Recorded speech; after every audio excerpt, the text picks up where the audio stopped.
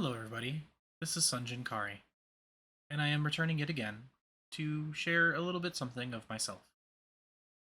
In order for me to get there, I do have to read a Reddit story, but ultimately, it's going to come down to reading the story and then sharing my thoughts on the matter. I do want to make sure that I am transparent so that you can know what to expect from my content. I'm going to try to not do too many Reddit reads, but if it is that kind of thing that you want, go ahead and give a comment down below. For now, make sure to hit that subscribe button and leave a like. It really helps. Thank you very much, and let's get on to the reading. My ex-girlfriend, 26, cheated on me, 27, with her ex-boyfriend. My girlfriend and I have been together for 2 years. About 2 weeks ago, she saw her ex-boyfriend for the first time since their breakup 3 years ago. It brought up a bunch of old feelings. Last weekend, I caught her looking at old pictures of the two of them together, and she eventually confessed that she'll always love him, but doesn't know what else she's feeling. On Wednesday, I went through her phone. Yeah, I know. And I saw recent text messages saying they missed each other. He invited her to his place, but she said, I can't. We both know where that's going to lead. I was hurt and angry. Last night, I got pretty drunk, and I screwed things up pretty bad. I confronted her about feelings and told her I saw her text messages. She was angry. She said she had done nothing wrong and asked if I trust her. I said obviously not, if I'm going through her phone. She told me we'll talk more about this in the morning after I sober up, and she left. She didn't come back until this morning around 11. I asked her where she went last night, and she just got quiet. I asked if she slept with him, and she again said nothing. She told me she was just there to get her things, and then she was leaving. I asked her why, and she finally admitted to still being in love with him. She said she does love me, but I'm not him. No one ever will be. She said she wished I would have talked to her about how I was feeling while I wasn't drunk. I told her I wish she would have been honest with both of us 2 years ago, because I've just wasted 2 years of my life. I told her to grab her stuff and get out. I left because I couldn't be there anymore, and I saw him standing outside when I left. I'm having a hard time with all of this, coming to terms that she was never in love with me, accepting she'd rather be back with someone who made her miserable. I'm staying with a friend because I can't go back to that apartment right now. We share the same group of friends. I'm going to have to see her at some point with him. How do I get over this?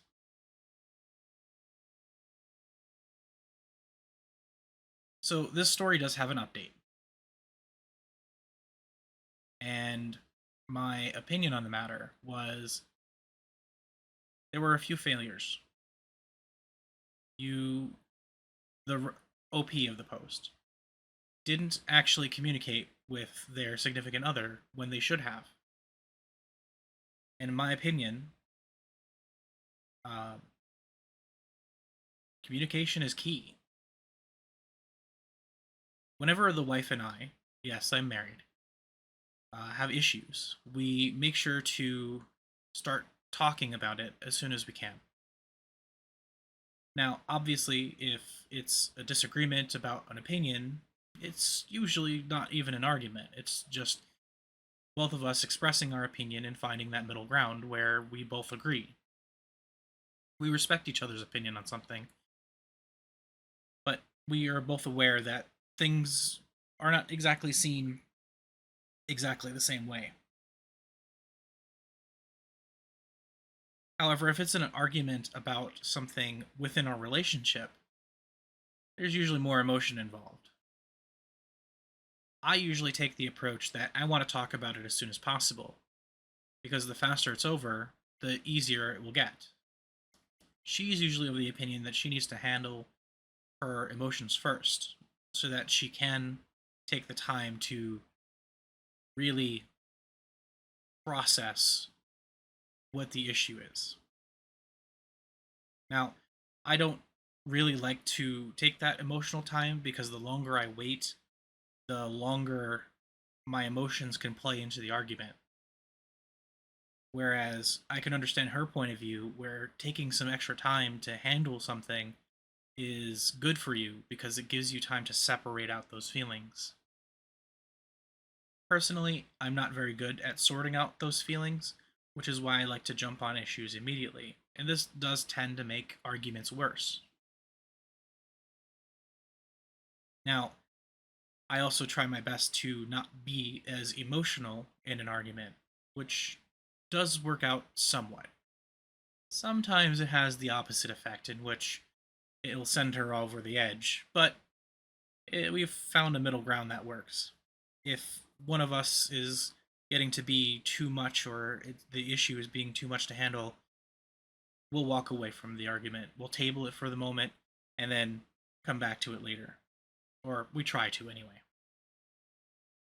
But ultimately, conversation and communication between the two sides is important. Additionally, with that communication is honesty. And reading someone's text messages where that has not been established, that's a breach of trust. And you not trusting your significant other kind of has that same effect, right? You've broken their trust by reading their private stuff, while also they they no longer have means to trust you because you went behind their back to read it. You could have instead of, or OP should have, essentially talked what talked this whole thing out. And honestly, that's really where the failure was. It had very little to do with her feelings of the past and more to do with the feelings of the present. Personally, when it comes down to old feelings about old relationships, I'm of the mind that you can never really get rid of those. Or better yet, the newer portion of those relationships kind of get in the way of the early feelings of the relationship. So, whatever you felt most recently happens to be how permanent the relationship feels. So, if she's still feeling this attachment to her ex, she probably never got over him in the first place. So, her ending the relationship because she still has feelings probably for it was for the best. It's not that she wasn't being faithful, though that had something to do with it, obviously. It had more to do with she never processed her own feelings about the old relationship first. And going into another relationship before doing that, it's not a good idea. So, let's get on to the update.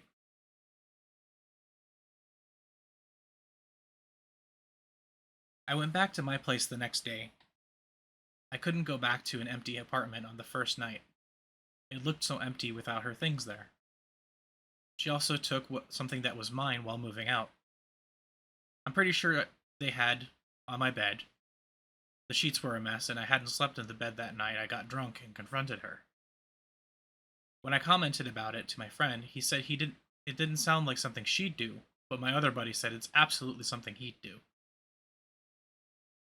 I stayed at my friend's place that night. I intended to get drunk again, but we had just a couple beers and game to bed. I blocked her completely on all social media, including her number. Yesterday, I went to his place to get what she took. My friends offered to go for me, but I felt like I had to do it. It sucked seeing them together, especially since he looked smug like he won. She apologized for how things went down, and I told her that means nothing. She gave me her set of keys, and I left. I cried in the car while my buddy stayed back to talk to her.